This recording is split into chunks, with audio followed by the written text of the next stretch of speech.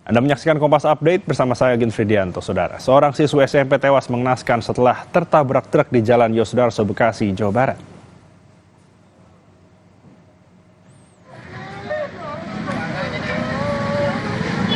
Ayah korban tak kuasa menahan tangis saat mendapati kondisi anaknya yang sudah tidak bernyawa. Kecelakaan terjadi saat motor yang ditumpangi korban dan rekannya oleng karena gagal menyalip dan bersenggolan dengan pengendara lain.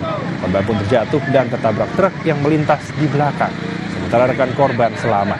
Jenazah korban dievakuasi ke Rumah Sakit Sentra Medika Cikarang. Sementara sopir truk dan rekan korban diamankan di Polsek Cikarang Utara.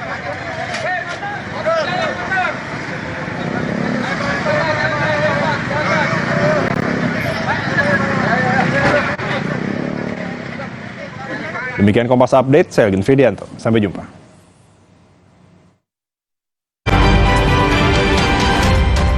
Kompas Update dipersembahkan